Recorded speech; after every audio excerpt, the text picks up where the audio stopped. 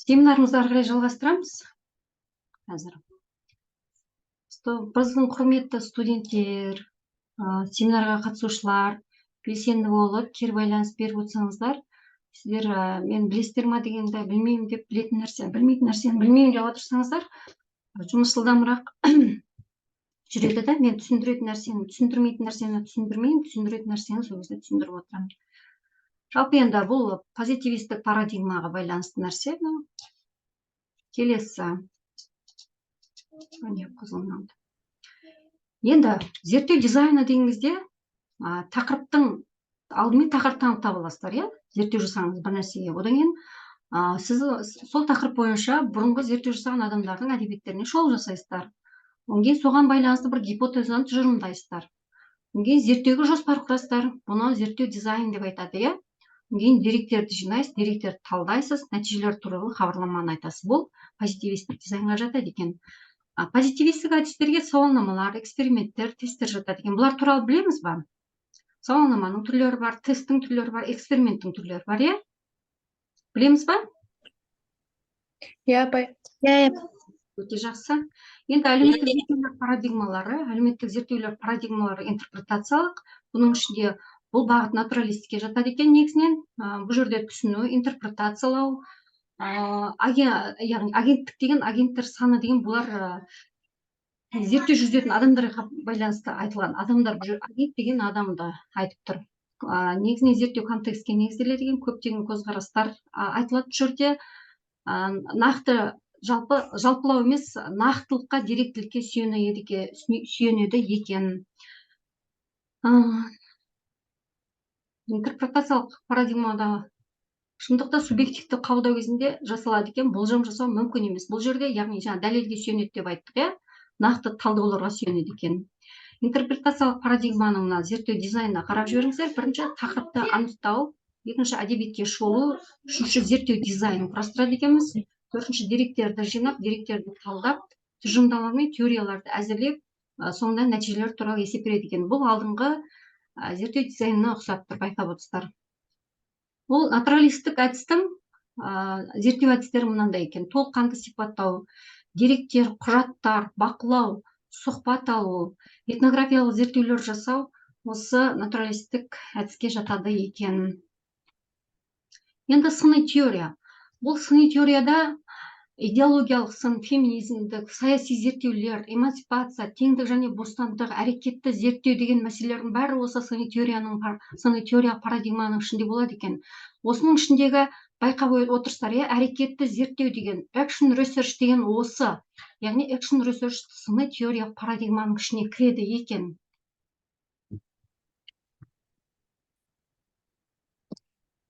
Енді мына жерде мынау жаңағы зерттеу парадигмалардың түрлерін салыстырып көрсеткен.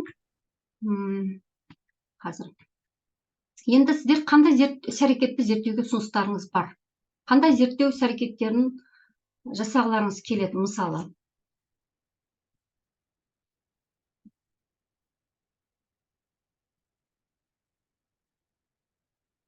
Жауап бар ма екен? Зерттеу іс-әрекеті деген күнделікті сіздің өміріңізде болып жатқан жұмыс процесінде, немесе оқу процесінде кез келген нәрсені зерттеу, яғни іс-әрекетті зерттеу деген сол. Мысалы, мен мұғалім ретінде өзімнің студенттерім күнделікті қалай сабақ өтіп жатыр, ол сабақ барысында олар неліктен сабаққа, мысалы, біреу белсенді емес қатысады, немесе біреуі сабақта ұйықтап отырады, немесе біреуі өте үнемі жақсы қатысып жүреді, бір жолы онша жақсы емес қатысып қалады. Яғни бүкіл процесті зерттеп отыратын болсам, яғни бұл менің іс-әрекетті зерттеуіме жатады екен. Сіз де өзіңіздің мектепке барған кезде оқушыларыңызда, немесе кез келген бір пәнді оқытуда бір қандай қиындықтар туындап жататын болса, соны зерттейтін болса, бұл сіздің action research'іңіз, яғни іс-әрекетіңізді зерттеуге жатады екен. Мысалы, сәлеметсіз бе, апай? Жауап берсек болады ма? Болады, әрине болады. Сәлеметсіз бе? Мен филология мамандығының 4-ші курс студентімін. Жалпы менің ұсынысым, қазіргі таңда біз мектепке практикаға барған болатынбыз осы алдыңғы жылы 3-ші курста. Және біздің байқағанымыз, барлық оқушыларға тапсырманы берген кезде олардың деңгейіне қарап беру керек екен. Мәселен, біз жалпы сыныпта 10 оқушы болса, 10 оқушының деңгейі әртүрлі болады. Сол үшін де әр мұғалім өзінің жаңағы әртүрлі әдістерді ойлап табу арқылы оқушылардың деңгейін анықтауға атсалысу керек деп ойлаймын. Мысалы, жаңағы түрлі әдістер бар ғой, жаңағы шыбын ұрғыш әдісі дейді де. Кеше ғана соны көрдім, ол Қытай мемлекетінде алғаш рет дамып келе жатқан әдіс екен, шыбын ұрғыш әдісі деген. Масаларды тақтаға қойып қойып,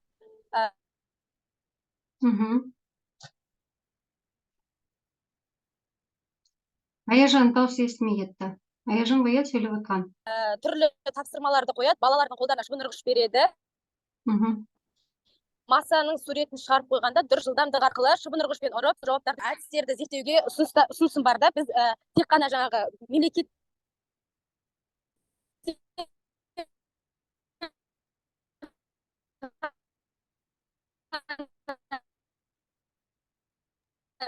Аяжан естілмей жатыр, бір жақсылау жерге тұрсаңыз. Аяжан дауысы үзіліп дұрыс естілмей жатыр. Қолданбай, осы шетелдерде немесе салу арқылы балалардың деңгейі мен психологиясы арқылы. Жарайды, Аяжан, онда сіздің экшн ресерчіңіз дизайнын құрастырып көрейік, иә? Онда былай істейміз. Сіздің проблемаңыз не болды сонымен? Мына жерге проблеманы жазайық. Қандай проблема сізде? Проблемаңызды айтшы. Балалардың тапсырма орындаудағы деңгейі. Я, тапсырма орындаудағы несі? әртүрлі кезінде. Мен естімедім. Деңгейлік тапсырмаларды құрастыру. Деңгейлік тапсырмаларды құрастыруға байланысты сияқты балалардың қызығушылығын ескере отырып, деңгейлік тапсырмаларды құрастыруға байланысты. Енді бұл жерде біз проблеманы іздеуіміз керекпіз. Қандай проблема бар сізде? Проблемаңыз не енді осы жерде? Нені шешуіміз керек? Қандай проблеманы шешесіз? Бұл жақта балаларға тапсырма беру барысында мектепке мұғалім тек бір ғана тапсырманы алып келіп, барлығына жалпылама орындатпау керек те. Әр оқушының деңгейлерін анықтау арқылы әртүрлі деңгейдегі тапсырмаларды алып келу керек. Сізде енді проблеманы анықтап алайық. Проблема деген не? Бұл бүкіл зерттеу жұмыстарында алдыменен проблеманы анықтап көрсетеді. Біздегі осы дәл қазіргі уақытта зерттеу жұмысында проблеманы қоя алмайтын кемшіліктеріміз бар. Сондықтан сізде өзіңіз біліп тұрсыз, не істеу керек екенін бәрін алдын ала бағдарлап тұрсыз ғой, бірақ дегенменен де проблеманы қойып үйренуіміз керек. Сонымен сіздің проблемаңыз қандай?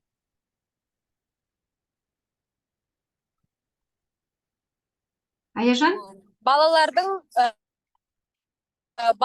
тапсырманы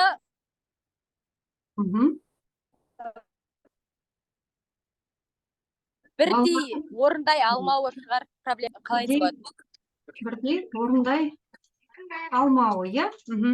Демек, сіз ары қарай бұған енді зерттеу жұмысын жасаймыз. Бұны біз алдыменен анықтаймыз. Біз бірден шешім шығара салмаймыз ғой. Тапсырманы орындай алмай жатыр демейміз, иә? Енді осыған тапсырма орындай алмай жатқанын біз анықтауымыз керек. Ол үшін эксперимент жасауымыз керек. Ол үшін не істейміз? Бірінші кезекте не істейміз?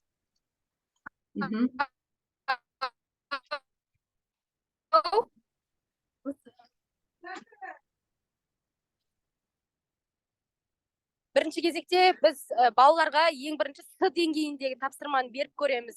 Ең төменгі деңгейдегі тапсырманы. Барлығына бірдей.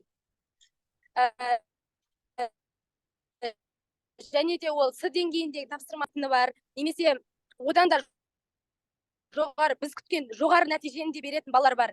Демек, жаңағы С деңгейіндегі тапсырманы барлығы бірдей жақсы орындаса, онда баланың деңгейі С-дан да жоғары екендігін біліп тұрмыз. Одан кейін Б деңгейіндегі тапсырманы беріп, егер де Б деңгейіндегі тапсырманда кейбір балалар сәл ақсаңдап С деңгейіне жақын жауаптар дұрыс емес болатын болса, онда ол баланың С деңгейіне жақын екендігін анықтап тұрмыз да. Ал Б деңгейіндегі тапсырманы кейбір балалар тура сол деңгейге сай барлығын дұрыс жұмыс жасайтын болса, онда ол баланың деңгейі А деңгейіне жетіп тұр деп есептеуге болады. Одан кейін А деңгейіндегі тапсырманы беріп көреміз. А деңгейіндегі тапсырманы берген кезде кейбір балалардың жаңағы жауап берулері әртүрлі болады да, кішкене төмен болуы мүмкін. Жарайды. Аяжан, бұл зерттеудің қандай түріне жатады? Эксперимент жасап жатырмыз, тапсырмалар беріп жатырмыз. Бұл қандай эксперименттің түріне жатады?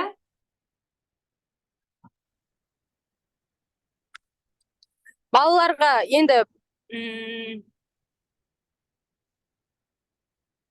жарайды. социалды шығар, сол жаңа бір-бірімен тірідей. Жалпы қыздар, эксперименттің түрлері бірнеше болады. Жаңа сіздер білесіздер ма дегенде иә деген боласыздар. Енді мен естеріңізге түсіре кетейін, эксперименттің негізінен базалық үш түрі бар.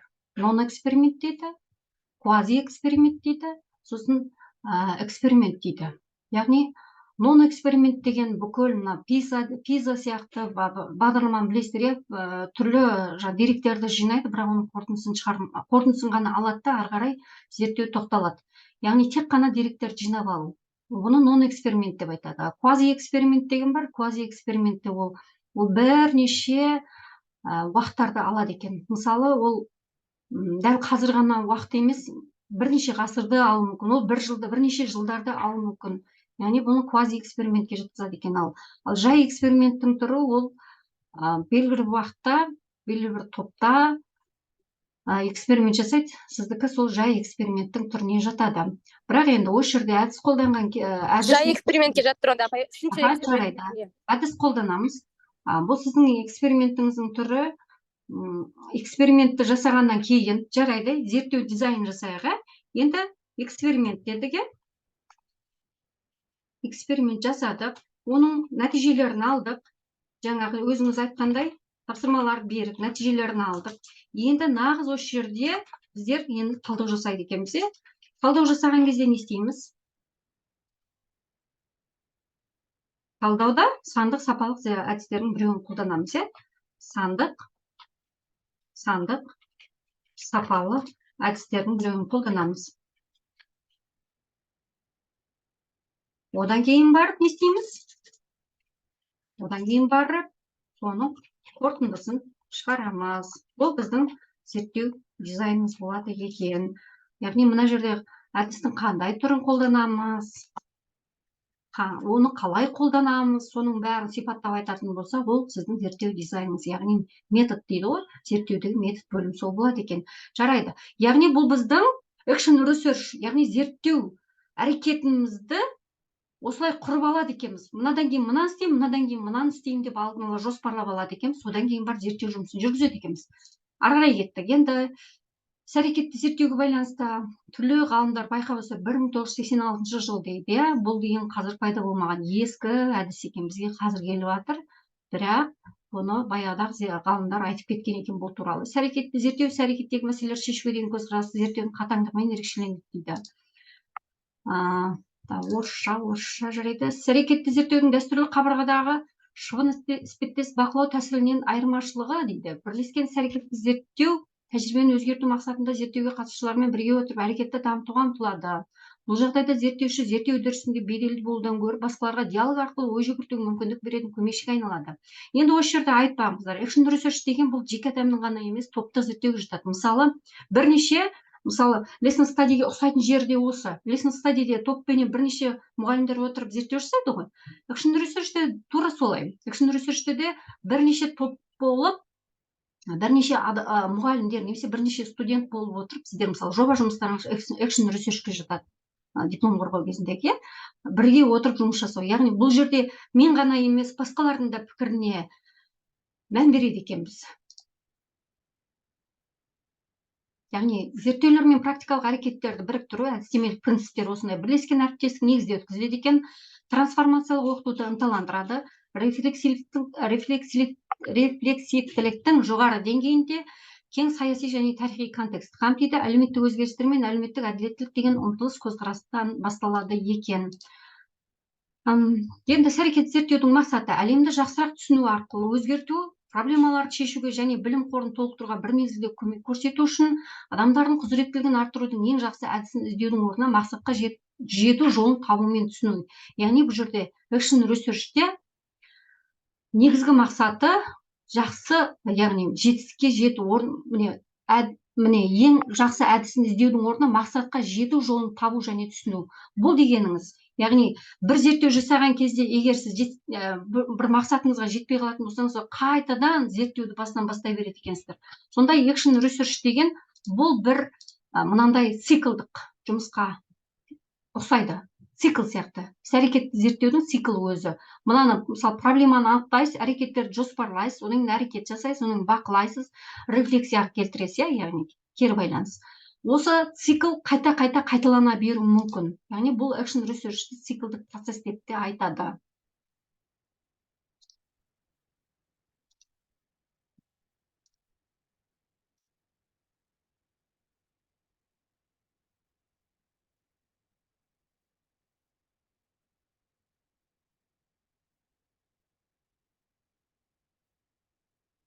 Енді мына жерде мына бір сілтемелерді сіздерге беруіме болады, практикалық теориялық материал туралы экшн ресерчке байланысты.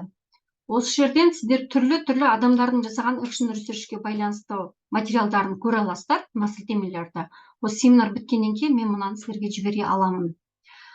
Жалпы сұрақтарыңыз болса, қойсаңыздар болады. Мен сөзімді аяқтайын деп отырмын, өйткені өзіме бөлінген уақыттан тым көбірек сөйлеп қойған сияқтымын. Қандай сұрақтарыңыз бар?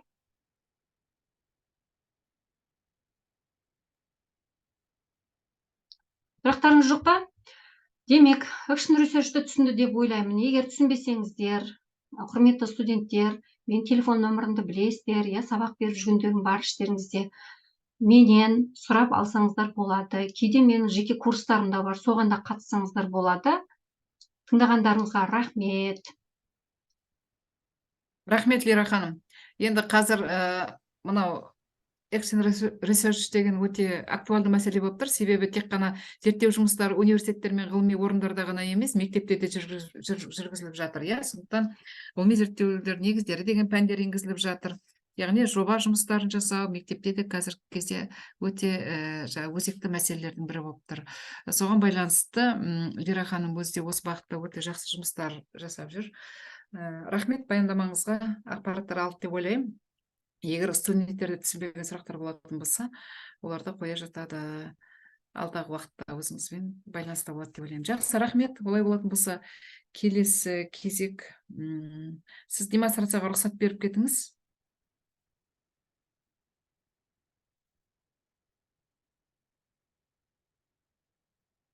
Бердіңіз ба? Келесі кезекте жоба орындаушысы тағы да постдоктор Бақытгүл Молдағали. Бақытгүл ханым, барсыз ба?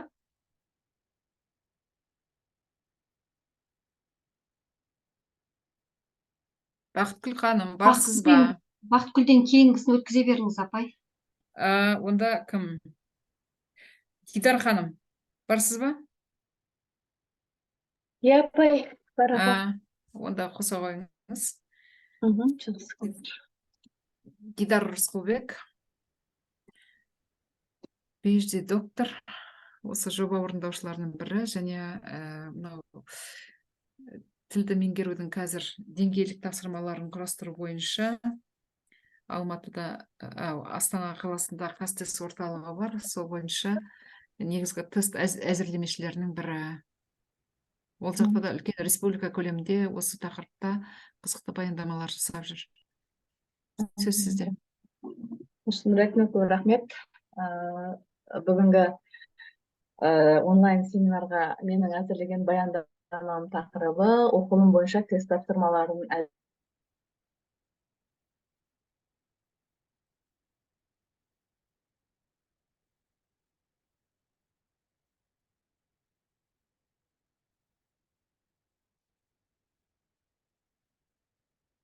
Қатып қалды ғой.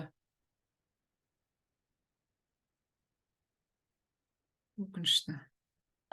Бұл тақырыпты ұсынбас бұрын мен түлектерге, яғни ертең қарсысында мәтіннен тысқары жұмыс жасай алмайды. Міндетті түрде ол мәтіндермен жұмыс жасауға тура керек. Яғни оқылым мәтіндері, оқылым бөлігі бойынша жұмыс жасау аса маңызды деген ойменен мәтіндерді қалай таңдау керек және мәтін бойынша қандай тапсырмалар беруге болады деген сұраққа жауап іздедім. Ол үшін ең бірінші сіздің ұсынатын мәтініңіз қай оқудың түріне арналу керек, яғни қай оқу бойынша сіз мәтін таңдап аласыз. Жалпы оқылым дегеніміз бұл графикалық таңбалар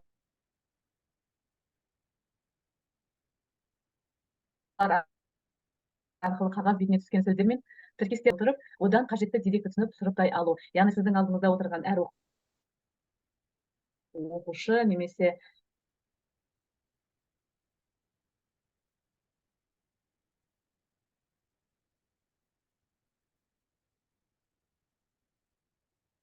қатып қалып жатыр Лира ханым. адам маман міндетті түрде саралай алу керек.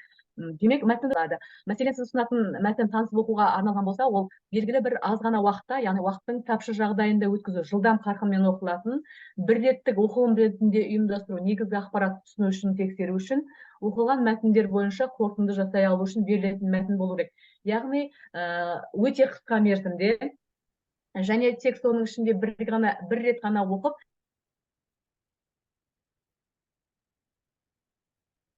негізгі деген ақпаратты түсіне алатындай деңгейдегі мәтіндер болу керек. Ұсынатын болсаңыз мәтініңізді, онда уақытты шектемей іштей жай оқуға, ана тіліне мәтіннің бәрін аудару немесе фрагменттерін аудару, сосын жаңағы ішіндегі қажетті ақпаратты мәтіннің мазмұнын толық дәл түсіну үшін қажет болатын, түсіндіру үшін қажетті мәтіндерді таңдау қажет болады. Ал ізденіп оқуды меңгергіңіз келетін болса, керекті фактілерді табу, мысалы ішіндегі аргументтерді, мысалдарды тере алатындай ақпаратты мақсатты қолдануға шешім қабылдау, мәтіннің құрылымдық композициялық ерекшелігін білу, мәтіннің экстралингвистикалық және когнитивтік тіректерін пайдалану үшін қажет болатындай мәтінді таңдап алуға тура келеді. Яғни сіз ұсынып отырған мәтін не үшін қажет, не үшін ол мәтінді оқиды және қалай оқиды деген сұрақтарды міндетті түрде бірінші өзіңізге қойып, одан кейін барып сіз мәтінді таңдауыңыз керек.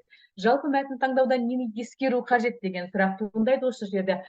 Егер сіз орыс аудиториясына сабақ беретін болсаңыз, міндетті түрде ол жерде тілді білу деңгейін назарға ұстауыңыз керек. Мәселен, А1 деңгейлі оқушыға сіз В1 деңгейдегі мәтінді бере алмайсыз. Міндетті түрде бұл жерде лексикалық минимумды ескере отырып, оқушының деңгейіне сәйкес мәтіндерді таңдауыңыз қажет болады. Екінші ескеретін тағы бір жайт, бұл мәтіннің маңыздылығы және қажеттілігі, келесі қызықтылығы және оның икемділігі. Мәселен, деңгейлер бойынша келетін болса, мысалы, жалпы білесіздер, қазір тілді игерту, тілді білу деңгейін анықтау мақсатында жаңағы қарастырылған 5 деңгей бар: А1, А2, В1, В2, С1 деген сияқты. Сіздің алдыңызда келіп отқан баланың деңгейі егер анық нақты белгілі болатын болса, сіз осы деңгейлерді ескере отырып, оларға мәтінді ұсынуыңыз қажет болады. Мысалға, әр деңгейдің өзінің лексикалық минимумы бекітілген және сөз көлемі анықталған. Мысалға, А1 деңгейде 50 сөзден аспайтын деңгейдегі мәтін беруіңіз. Бұл әрине орыс сыныптарына баратын студенттер үшін. Одан кейін ары қарай мәтіннің көлемі үлкейе береді және лексикалық минимум да күрделене береді. Ал енді мәтіннің маңыздылығы мен қажеттілігі, бірінші сұрақ, ол сіз беретін мәтін әрине міндетті түрде ол сабақтың тақырыбына, яғни лексикалық тақырыпқа сәйкес келуі міндетті. Одан бөлек ол жердегі айтылатын ақпараттар, мәліметтер берілетін білім алушыға қажет пе? Міндетті түрде сіздің беріп тұрған мәтініңіз, яғни оның болашақта қажеттілігіне тек қана сол аудиторияда емес, одан кейінгі тыс ортада да қажет болатындай ақпарат болу керек сіздің мәтініңізде. Және одан бөлек жаңағыдай тәрбиелік мәні бар, құндылығы жоғары, танымдық мақсаттағы мәтін болса, тіптен дұрыс деп есептеуге болады. Одан кейін жас ерекшелігі ескерілу керек. Мысалға, әр сыныптың өзінің жас ерекшелігіне сәйкес мәтіндерді таңдап алу қажеттілігі. Мәтіннің авторы, дереккөздер міндетті түрде көрсетілу керек. Өйткені сіз қай жерден алсаңыз да, оның дереккөзі төменгі жағында көрсетіліп тұруы керек. Өйткені қазір білесіз, авторлық деген нәрселер бар дегенде.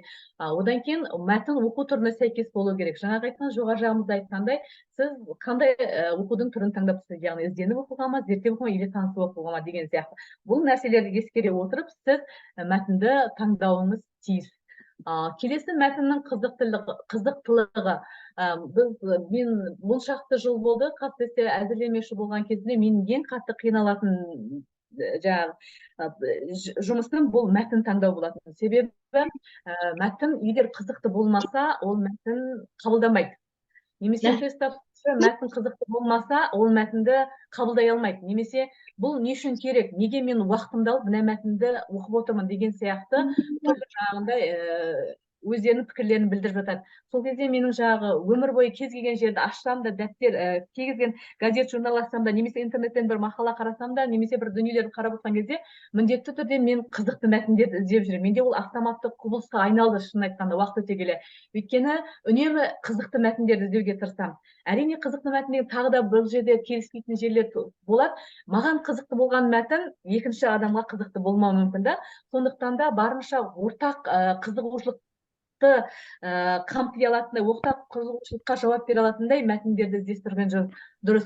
Енді біз қазақ тілі пәнінің мұғалімі болғандықтан, қазақ халқының тарихи тұлғаларының өмірінен қызықты мәліметтер алуға. Мысалға, бір әдемі мәтін болды.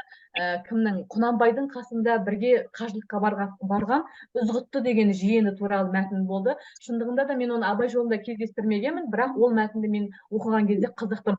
Тіпті ол Ізғұттының абайдың үйіне, Құнанбайдың үйіне келуінің өзі кішкентай бала кезінде асырап алып, ізі құтты болып келді деп Ізғұтты деген есім берген да. Міне осындай сияқты ұлы тұлғалардың өмірінен өмірбаян түрінде емес, қызықты мәлімет ретінде келетін болсақ, бұл қызықты болып табылады басқаларға да. Сондарыңыз қосылып тұр біреуіңіздің. Одан кейін қазақ халқының дамуы, өркендеуі туралы патриоттық мазмұндағы мәтіндер, әрине олар оқиғаның негізінде баяндау түрінде емес, сипаттау мәтіні емес, әңгімелеу түріндегі мәтін болса жақсы болар. Ел танымдық мәтіндер, аңыздар, әңгімелер, әйгілі адамдардың қызықты өмірі туралы оқиғалар, мысалға, кімменен мысалға алайық, Бауыржан Момышұлы, микрофоныңызды қалай өшіріп қоюға болады? Мысалға, Бауыржан Момышұлыменен кімнің Әділхан Нұршайықовтың кездесуіндегі бір әдемі қызықты оқиғаларды сіз мәтін ретінде алып, оны оқушыларға ұсынсаңыз, және жоғары сынып оқушыларға олар үшін қызықты болады, және өздеріне қажетті сол жерден жаңағы тағылымды әңгімелерден өзіне қажетті тәлім тәрбиені ала алады деп ойлаймын. Және мәтіндерде тым көп даталар, жалпы есімдердің болмауын ескеру керек. Публицистикалық мақалалар әңгімелерден үзінді алуға болады. Келесі, мәтіннің икемділігі болу керек, ескерілу керек. Неге?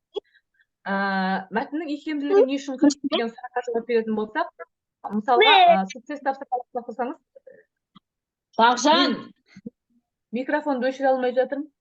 Баян. Мағжан мен Баянның мамасы. Мамасы ма, әпкесі ма?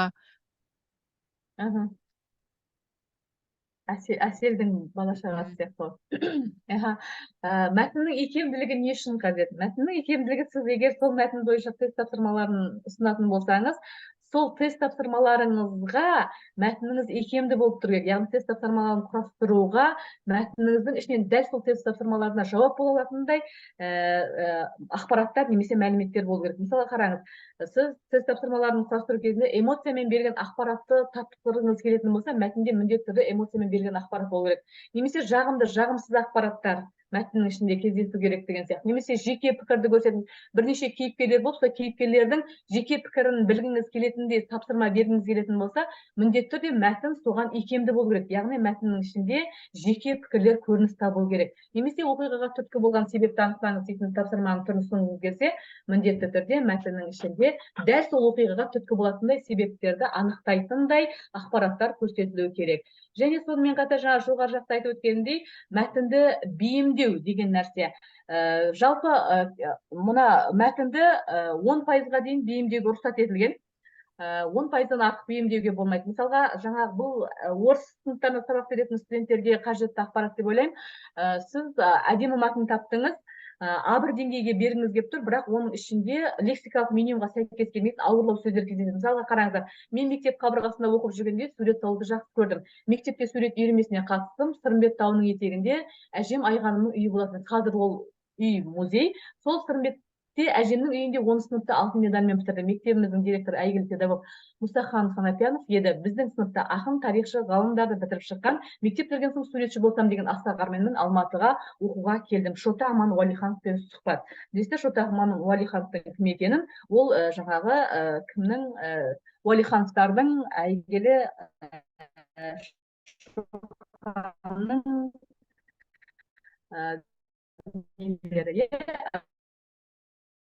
әулеттері болып келеді,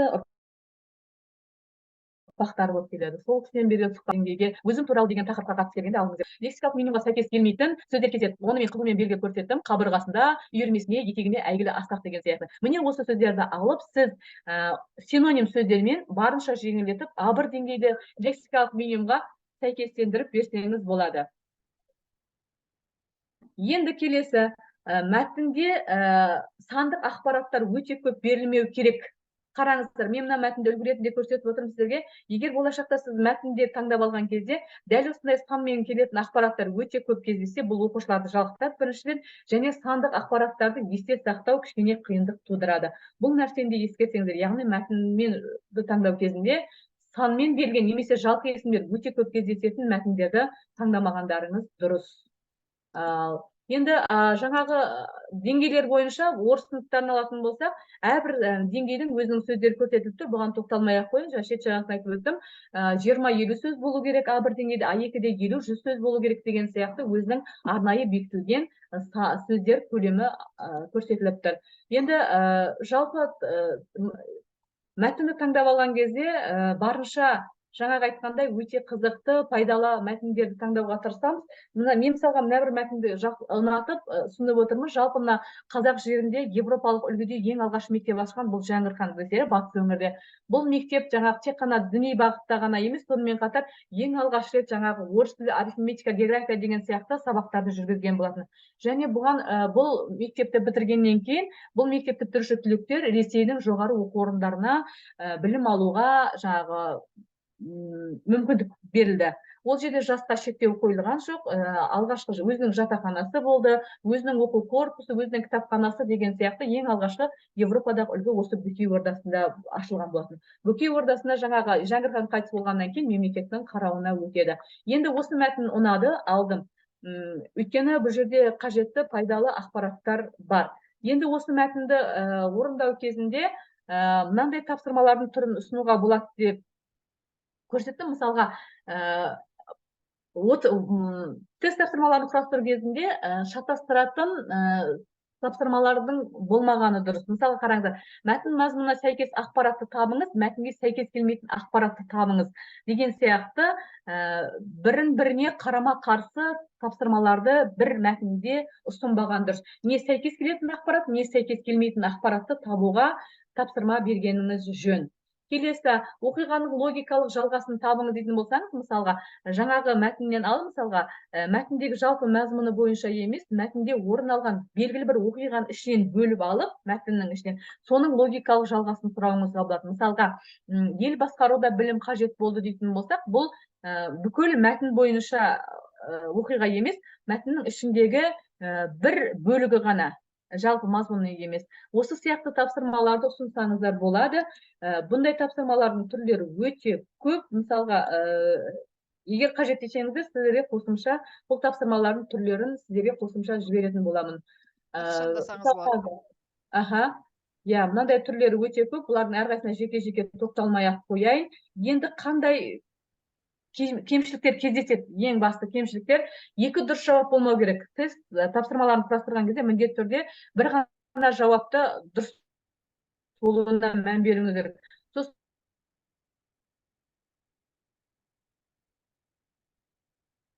Күмәнді жауап болмау керек, яғни мәтіннен тыс жауапты алып келіп тест тапсырмасына қосуға болмайды. Одан кейін жауап нұсқалары тым ұзақ шұбалаңқы болмау керек, яғни құрмалас сөйлемдерді алмау керек, барынша жай сөйлемдерді алғандарыңыз дұрыс. Сосын жаңа тест тапсырмалар жеңілден күрделіге қарай ұстану бойынша жүргізіледі. Мысалға, алғашқы бірінші тесттің бірінші сұрағы жеңіл болса, біртіндеп бұл күрделенуі керек немесе. Бұдан бөлек тағы да жаңадан енгізілген немесе жаңадан аударылған сөздердің тек қана жаңағы ресми түрде бекітілген нұсқасын пайдаланғандарыңыз жөн.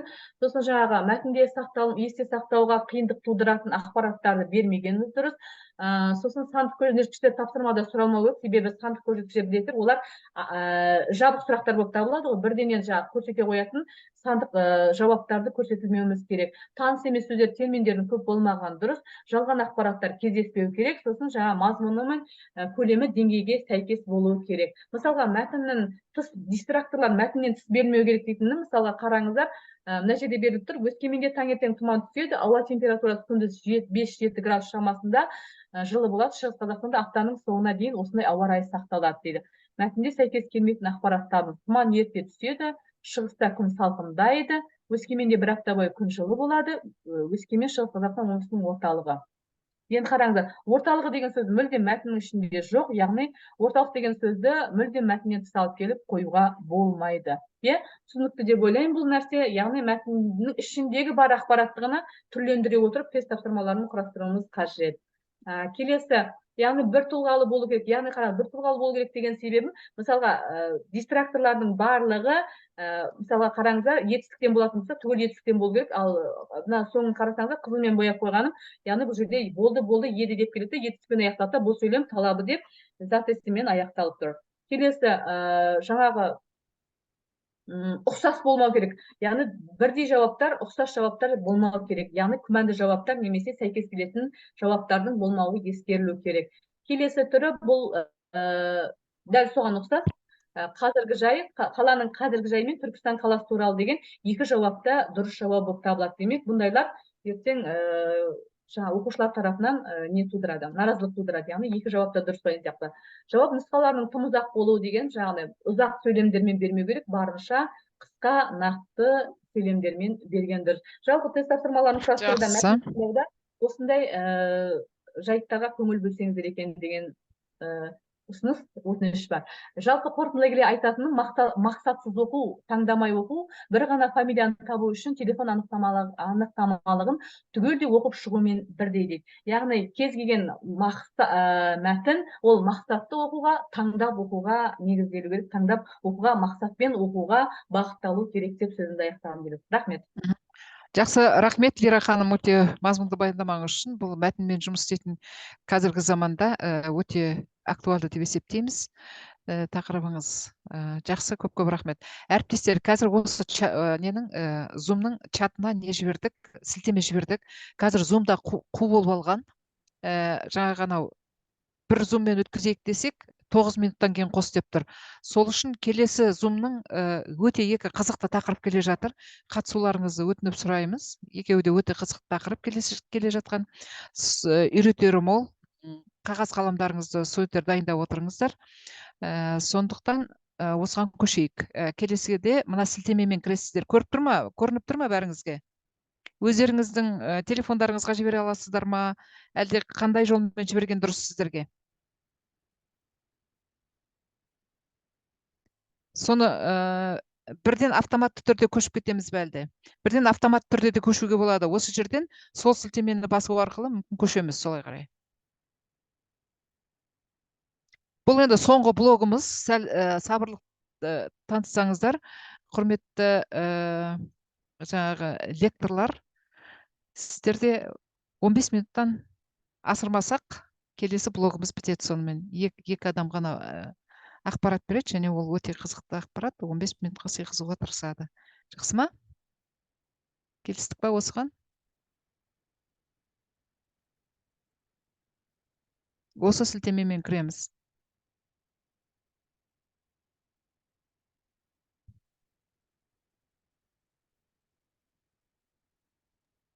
Тыныштық Нұрдәулетқызы, осы жерден қосыла берейін ба, әлде?